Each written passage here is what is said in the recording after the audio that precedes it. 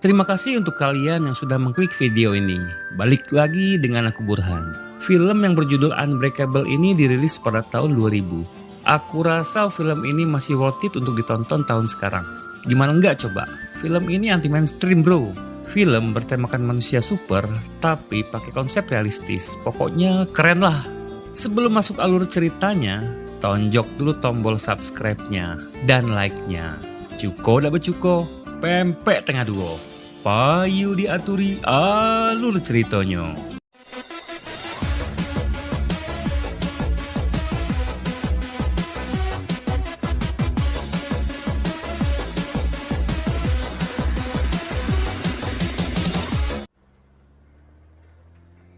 Biasanya ada 35 halaman dan 124 ilustrasi pada buku komik dan sekitar 172.000 buku komik dijual di Amerika setiap harinya dan lebih dari 60 juta di setiap tahunnya. Para kolektor buku komik sendiri rata-rata memiliki sekitar 3.000 buku komik di rumahnya dan dibaca setiap hari dalam hidupnya selama 1 tahun penuh. Bayangkan bagaimana pengaruhnya buku komik tersebut di dalam otaknya, bahkan mungkin mereka sulit membedakan mana imajinasi dan mana realita. Yang jadi pertanyaannya adalah, apakah yang di komik itu sendiri memang ada di dunia nyata atau tidak?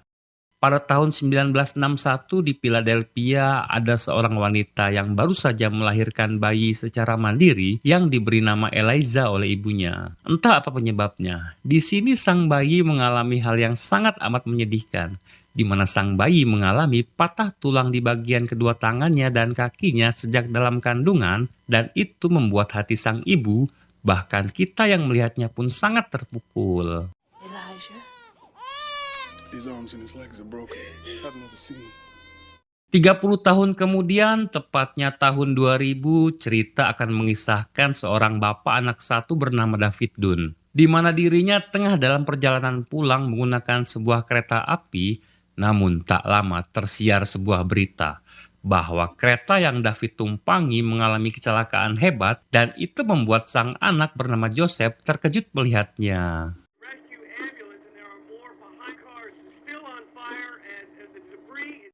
Di sini kita dibuat terkejut, di mana David menjadi satu-satunya penumpang yang selamat dari insiden tersebut. Bahkan David tidak mengalami luka atau lecet sedikit pun, sehingga hal itu membuat semua keluarga korban yang meninggal melihatnya dengan tatapan sinis. Setelah insiden itu, tak hanya semua orang, istri atau anaknya yang keheranan kenapa David bisa selamat, bahkan David sendiri mempertanyakan bagaimana dirinya bisa selamat dari insiden yang mengerikan itu. Setelah berdoa untuk para korban, David pun dikejutkan dengan secari kertas yang tertempel di kaca depan mobilnya, di mana kertas itu tertulis, "Berapa hari dalam hidupmu kau pernah sakit?" David sendiri bekerja menjadi seorang security di sebuah stadion football kampus, di mana David baru sadar bahwa selama 5 tahun belakangan ini, dia tidak pernah izin sakit ketika gajinya dinaikkan oleh sang bos sebagai reward atas loyalitas yang diberikan oleh David. Saat di rumah, David pun bertanya pada sang istri kapankah dia terakhir sakit sejak mereka berumah tangga, dan setelah diingat-ingat barulah mereka berdua sadar. David memang tidak pernah sakit, bahkan flu atau masuk angin sekalipun.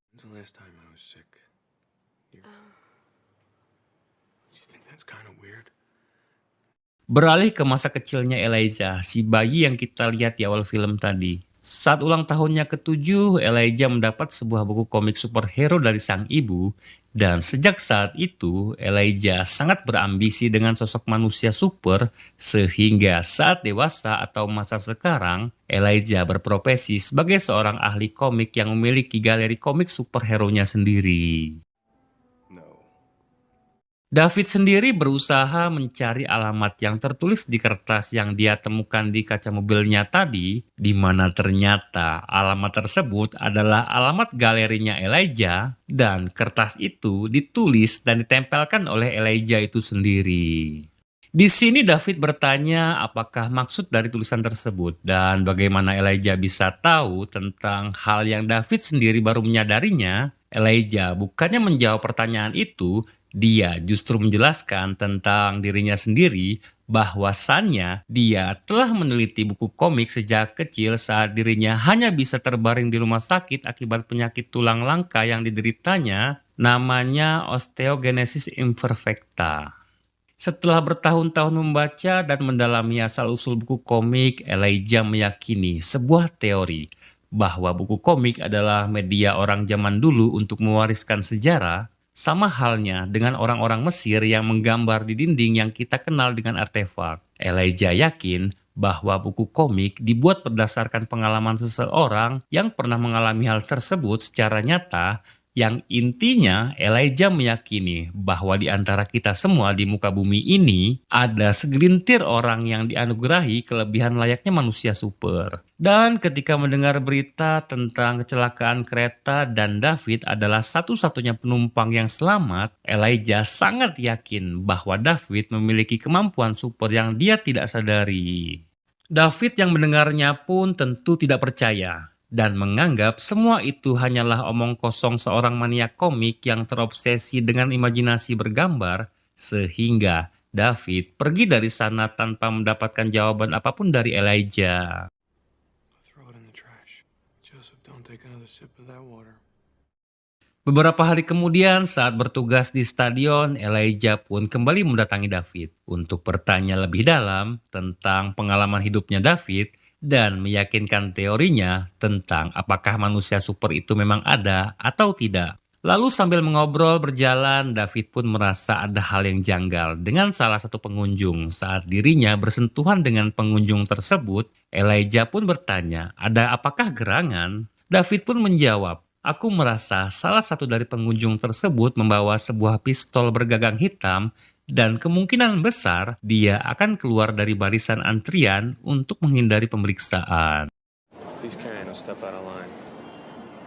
Entah benar atau tidak, tapi ada salah satu pengunjung yang keluar dari barisan antrian sambil merasa khawatir, tapi David hanya merasa itu kebetulan saja. Untuk membuktikan hal itu, Elijah pun mengikuti pengunjung tersebut, di mana dirinya nekat berjalan dengan cepat, yang mana kita ketahui Elijah menderita tulang rapuh di seluruh tubuhnya, dan benar saja saat melewati anak tangga, Elijah pun terjatuh lalu mengalami patah tulang yang sangat amat hebat. Tapi itu sebanding dengan hasilnya, di mana Elijah membuktikan bahwa semua yang dikatakan David tadi itu benar, dan Elijah semakin yakin bahwa selain David memiliki ketahanan tubuh yang super, David juga memiliki insting kuat layaknya manusia super seperti di dalam buku komik. Saat di rumah, David yang penasaran dengan perkataan Elijah pun membuktikan dengan mencoba mengangkat beban dan dibantu Joseph untuk menambahkan bebannya pada bench press-nya, di mana David mampu mengangkat beban hingga lebih dari ratusan kilogram, bahkan Joseph pun tercengang melihatnya. Let's put more. 270 pounds. More? Elijah sendiri dirawat di rumah sakit tempat istrinya David bekerja. Yang kebetulan istrinya David berprofesi sebagai dokter tulang di rumah sakit tersebut. Entah bagaimana caranya Elijah bisa mengetahui bahwa itu adalah istrinya David, tapi bukannya konsul mengenai penyakitnya, Elijah justru kepo tentang kehidupan mereka berdua, terutama apa aja yang sudah dialami oleh David selama mereka berdua hidup bersama. Who said my husband's name was David? David sendiri mulai percaya dengan perkataan Elijah, di mana dirinya berniat memperkuat insting kuatnya tersebut dengan berdiri tepat di tengah kerumunan orang, di mana David mampu melihat dan mendengar setiap kesalahan yang dilakukan oleh orang yang bersentuhan dengannya.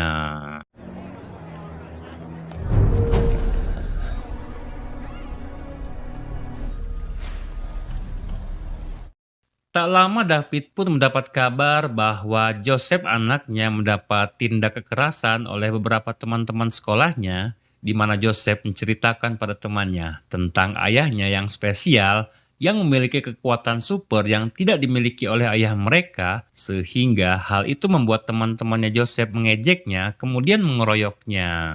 Sebagai ayah yang baik, tentu David tidak ingin anaknya diperlakukan seperti itu dan meminta Joseph untuk berhenti percaya dengan omong kosong yang Elijah katakan dan menegaskan bahwa dirinya hanyalah pria biasa, sama seperti pria-pria lain di bumi ini. Hal itu pun menimbulkan kekecewaan besar bagi anak kecil seperti Joseph. Karena ketika Joseph bangga memiliki ayah yang hebat dan spesial, justru David sendirilah yang mematahkan hal itu serta tidak yakin terhadap dirinya sendiri. I'm just an ordinary man. No, you're not. We can both get hurt. You are like me. Sadar bahwa Elijah membawa dampak buruk terhadap kehidupan keluarganya, David meminta agar Elijah berhenti untuk semua imajinasi dan omong kosong semua ini, meski David sendiri sadar bahwa Elijah tidak sepenuhnya salah tentang semua perkataannya tersebut. I don't need to see you anymore, okay?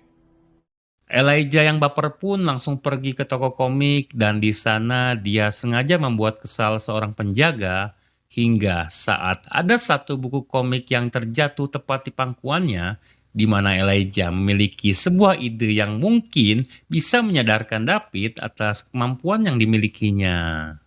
Hey man, it's 20 after. It's time to choose. How much for this one?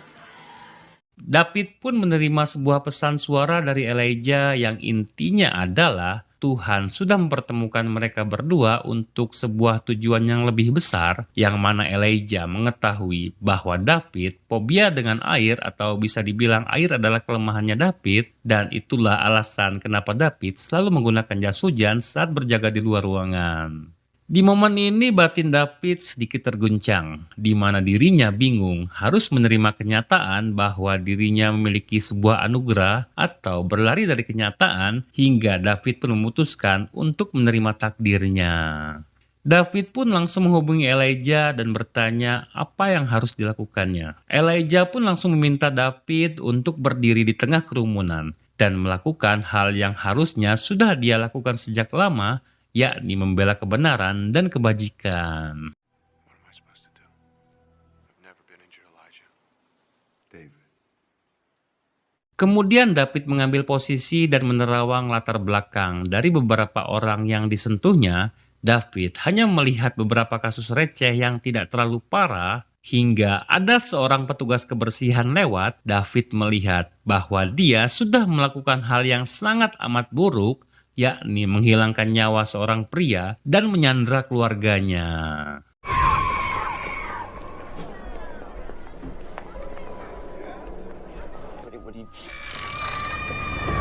Secara diam-diam David mengikuti pria tersebut saat pulang kerja, di mana ternyata pria tersebut masuk ke sebuah rumah yang tidak mungkin itu rumahnya, hingga saat David ikut masuk ke rumah tersebut, David dikejutkan ada dua orang anak tengah terikat lalu melepaskan mereka, lalu pergi ke lantai atas untuk menyelamatkan ibu mereka. Hingga saat berhadapan si ibu, David memintanya untuk diam dan berjanji akan menyelamatkannya, namun David dikejutkan dengan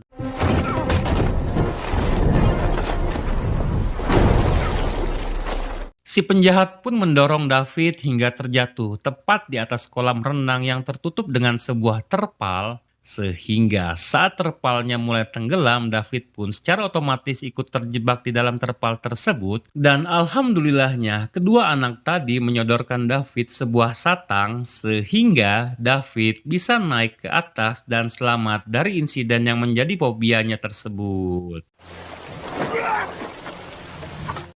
Selanjutnya David pun kembali ke lantai atas dan langsung menyerang si penjahat hingga pingsan, hingga saat si penjahat sudah tidak ada perlawanan, David langsung menyelamatkan si ibu.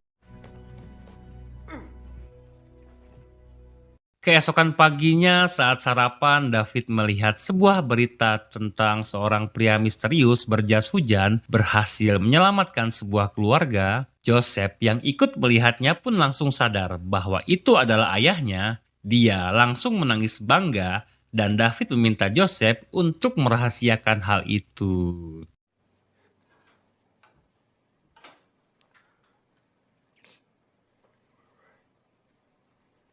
Keesokan harinya, David pun pergi ke galeri, tempat di mana karya-karyanya Elijah dipamerkan. Karena kalau saja Elijah menyerah menyemangatinya, tentu David tidak akan pernah menyadari apa yang dimilikinya selama ini. Dan saat David bertemu dengan Elijah, Elijah pun mengajaknya ke sebuah ruangan untuk bicara empat mata. Di momen ini, David dibuat sangat amat terkejut karena setelah mereka berjabat tangan, David melihat sebuah plot twist yang sebenarnya. Faktanya, beberapa peristiwa kecelakaan yang besar yang terjadi selama beberapa tahun belakangan ini, seperti ledakan pesawat, kebakaran hotel, dan kecelakaan kereta yang baru saja David alami, ternyata itu semua ulah dari Elijah. Dengan keyakinan adanya manusia super yang berada di antara kita semua, Elijah dengan sengaja membuat sebuah rangkaian kecelakaan besar untuk mencari tahu siapa yang berhasil selamat dari kecelakaan yang sudah dia perhitungkan. Dan akhirnya Elijah mendapati David merupakan satu-satunya orang yang berhasil selamat dari insiden kereta api yang dia buat. Sebenarnya tujuan Elijah sangat sederhana sekali. Dia hanya ingin tahu perannya di dunia ini, apakah menjadi sosok baik ataukah jahat. Sampai sini Elijah pun sangat yakin bahwa mereka ditakdirkan untuk menjadi musuh bebuyutan. David yang mengetahui fakta tersebut pun langsung melaporkan semua kejahatan yang dilakukan Elijah, di mana Elijah kini mendapat sebuah julukan, yaitu Mr. Glass, atau yang artinya manusia kaca yang dapat pecah atau patah kapan saja layaknya kaca. They called me Mr. Glass. Dan film pun selesai.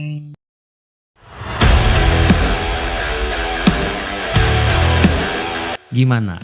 Masih worth it kan film ini untuk zaman sekarang? Nah, nanti ada lanjutannya bro.